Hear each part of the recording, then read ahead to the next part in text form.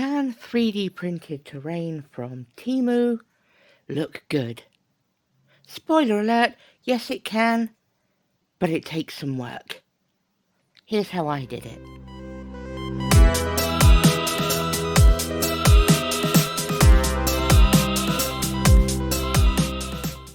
Howdy folks, I'm Autumn Witch and welcome to Bleeding Tree Gaming.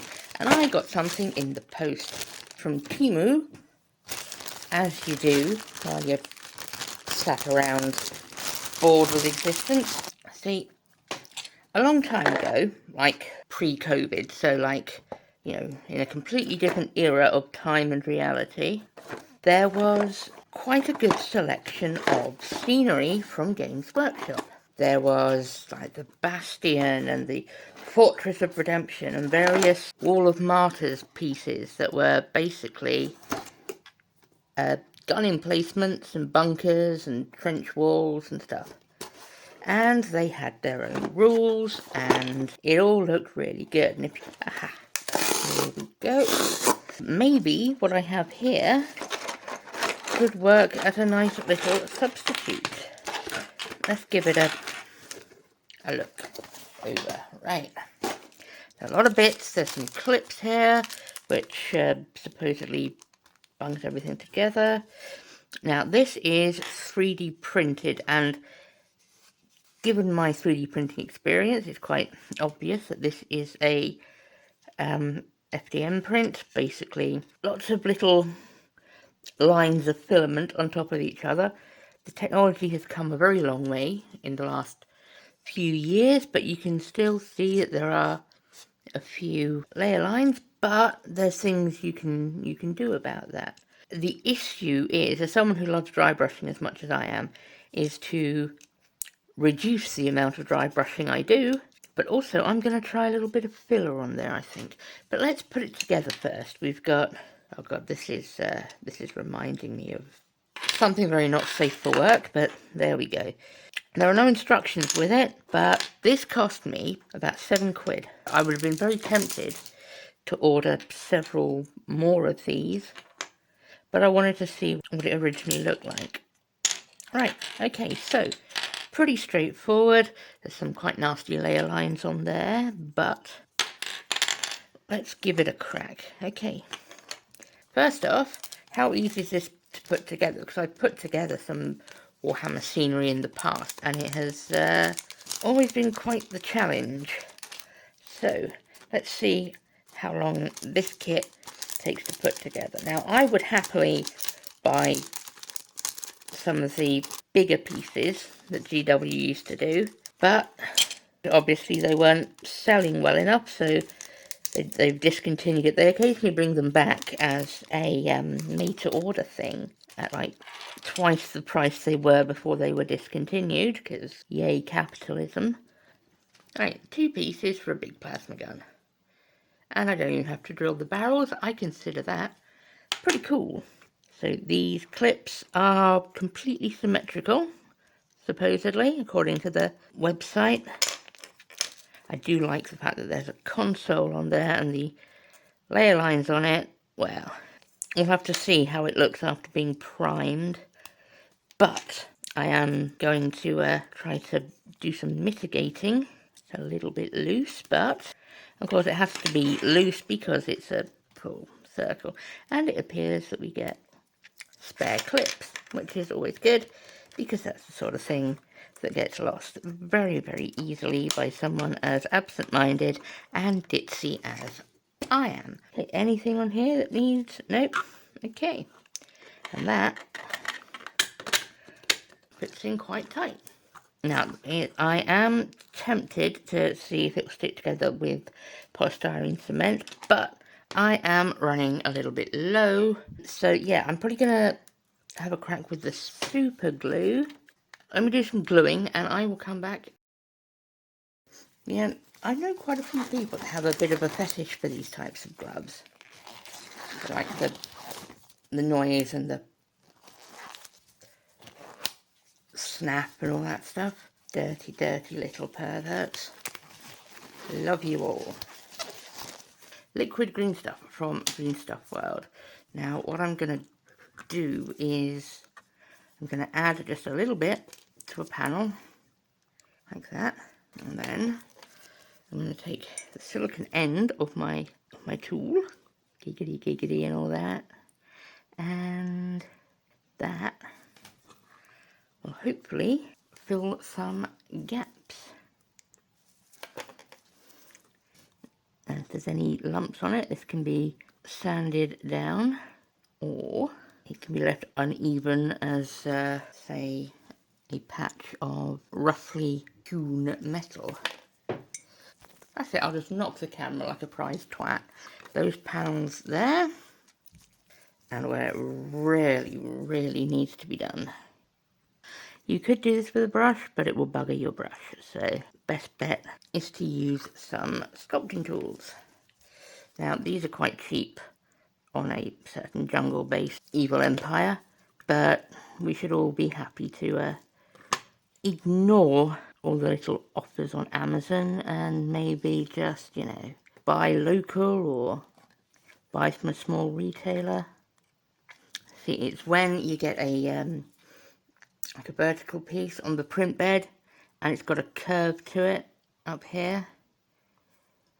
This piece, I would say, would have been better served printed that way.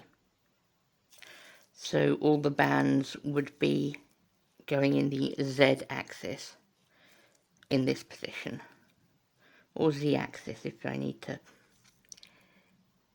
Americanize my waffle. Now, I have lots of files and sandpapers and stuff. I don't think I've got anything too fine, so it would be interesting to see what grade of material is required to turn this into something cool. But you can see here that it's filling the gaps ever so slightly. But yes, it would have been a much better position. I don't know why they printed it like that. I mean, they printed the actual barrel like that.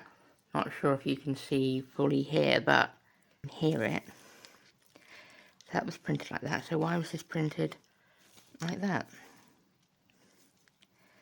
I mean, for £7, it's a bargain. It's a bit of a rip-off of the IP, but then it's a product that GW don't make anymore because it clearly doesn't make them enough money. So I would buy it if the official was available. Simple as. I mean, what I'm planning on doing is almost like an armies on parade board.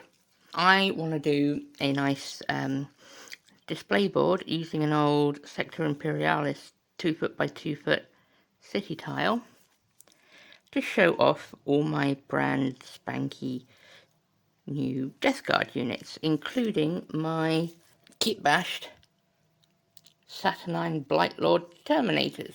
So let's see how this comes out. Okay, I'm going to put a couple more layers of this on, and we shall return and see how it looks. Okay, so I left it overnight on a few different places. Now, here is where it's awkward, but with the watered down green stuff, you can still see on here where the ribbing is, but what I've been attempting here is to scrape it so it's a smoother surface. Actual ribs or layer lines are not visible, or visible to the extent that they were before. I may have to get a rotary tool on it, but just seeing what I can do myself, it's definitely smoothing out the layer lines. I suppose the big question that we're all thinking is a £7 piece of terrain worth the extra effort to make it look good? Well, I get the feeling that any scenic equivalent that Games Workshop previously made is going to be considerably more expensive when they finally get around to doing a made-to-order element thing. Of course, you can still see the liquid green stuff in the gaps, but the gaps are a lot shallower now because of it. Let's have a look here, where this was orientated in a better way on the print bed.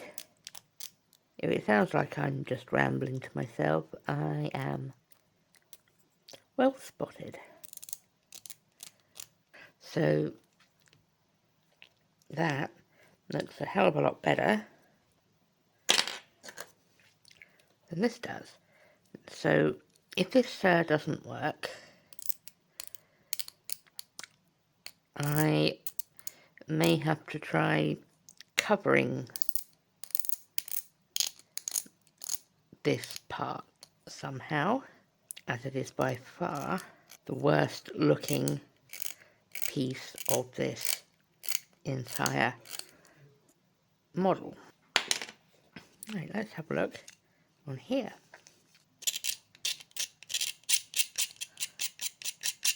Yeah, now you can see here that it's looking a hell of a lot smoother, but this area here is going to need some serious work.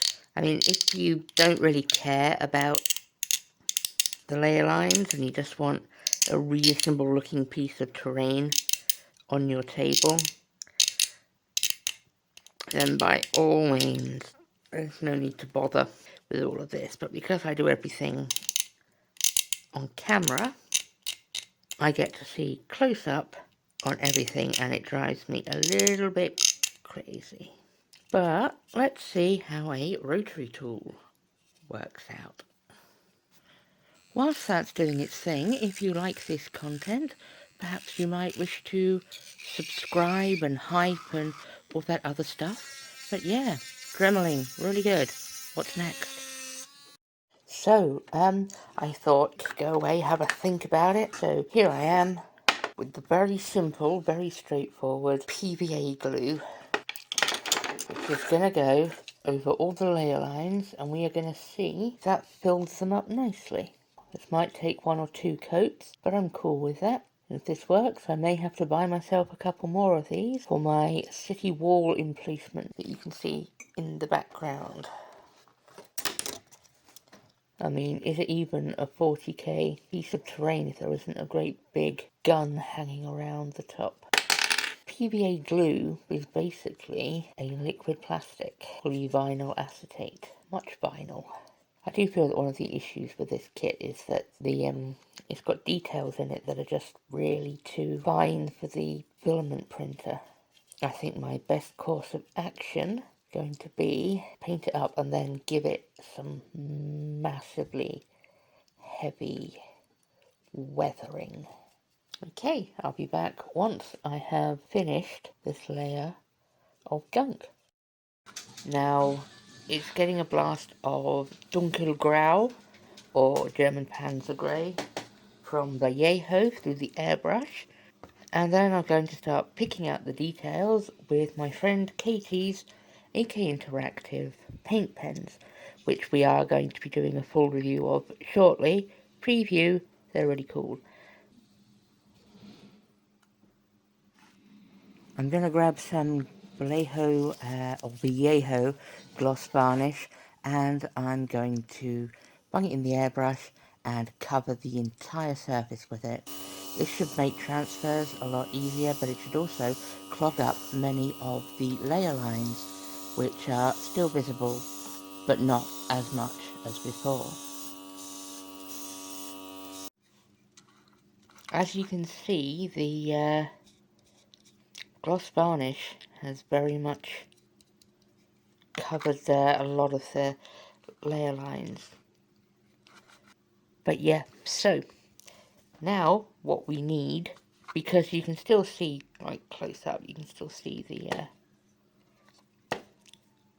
especially on this side, this is the side where the filler was used, and it came through okay. I mean, the paint looks very thick and glossy, but if you take a wander around like any military museum, like the London National War Museum or Duxford in Cambridgeshire, you'll notice that a lot of the vehicles are covered in thick, very glossy paint and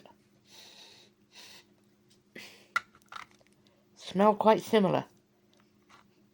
But yeah, so what we're going to do now is we're going to add some things to break up the large surfaces where the layer lines are at their most apparent. And I'm going to be using an Astra Militarum vehicle transfer sheet, as you can see here, in order to make it look a bit more detailed, where you can see the stuff that I want you to see, and because of that, you're not seeing as much of the stuff I don't want you to see. So yeah, there's some nice icons in here. There's an Aquila, lots of skull motifs, which, you know, for Imperial iconography is just compulsory. Okay, I'm going to cut some of these out and stick them on and see how that looks. And here it is with those transfers applied, and I messed them up a bit, so I went over it with some of the weathering paint pens from AK Interactive, just some chipping and various spots there, and then I hit the whole model with a matte varnish. And if you're wondering why I have a plaster on the end of my finger, I lost a fight with a pistachio nut and ended up ripping up part of my nail bed, which was so much fun. I want to get some weathering on here, and I want to get a nice plasma glow effect. So I think the glow effect is going to need to go first. The gun is detachable, so yeah. Right, I've masked off the areas I don't want the glow to hit, so that should come through quite nicely if the camera will focus. And I'm going to be using this. It's a simple single action airbrush with a portable compressor, and it's just so much less hassle than a more expensive one. It's a lot more limited in what it can do, but yeah, it's also a lot quieter as well. So what I'm going to do is just I'm going to start with a white surface primer, a few drops. Here we go.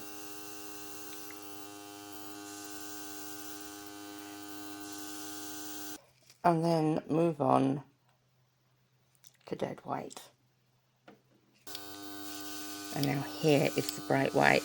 And because it's thin, it's running into the recesses, but it's running away from the raised areas, which is going to help with the OSL effect. I'm going to thin down some ball red and make like a glowing pink kind of vibe.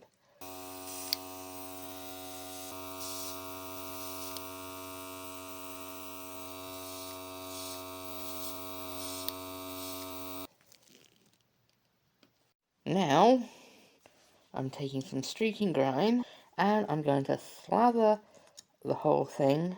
Just got to keep it all away from that nice glow. I have an old Tamiya thin cement bottle there, just with some spirits in it, in this case white spirit, and as you can see, it clears those surfaces, but it leaves a staining behind on those transfers, which adds a nice bit of realistic weathering. And the last thing I'm going to do is hit the end with glittering loop. And with those last details, the piece is done, or as done as I'm willing to put effort into it. If you like this video, please like, share and subscribe. And now I have for you some beauty shots of the finished result.